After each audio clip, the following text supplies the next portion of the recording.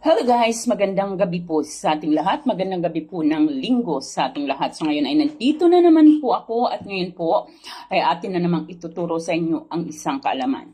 Kung kayo ay pakiwari ninyo ay talagang para bang malagi kayong minamalat pagdating sa pananalapi. Para bang wala talaga kayong swerte sa pera. Parang kahit anong gawin mong marami kang pera ay talagang napakadali mo itong gastusin na walang kapararakan. So maaari natin yung malalaman sa ating mga palad. So tingnan po ninyo ang inyong mga palad, left and right man po yan. So ganyanin mo po lamang ang iyong palad, ayan. Tingnan po ninyo dito banda ha. Yan, ditong banda. Ito po yung mga palad ninyo. Dito po sa ilalim, tingnan nyo po kung yung inyong mga palad ay may uwang or mayroon siyang nakikitang mga butas. Dapat po ganyan. I-normal lamang po ang pagganyan. Ang pagganyan sa inyong mga palad, normal po lamang.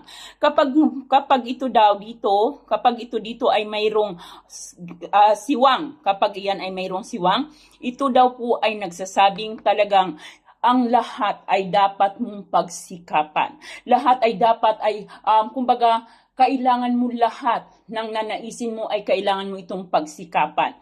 Kapag naman daw ang iyong mga daliri ay talagang dikit na dikit at walang siwang na makikita dito sa pagitan nito, ikaw daw po ay maswerte sa pera sa anumang larangan. Ito daw po kapag walang siwang.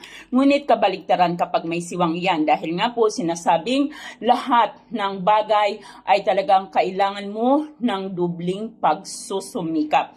Ako po ay may siwang talaga. So, inaamin ko naman po talaga. Ako ay mabilis magkapera, ngunit napakarami din pong gastusin. Kumbaga talagang may pera ka pero nawawala din po kagad. So ano po ba ang dapat nating gawin?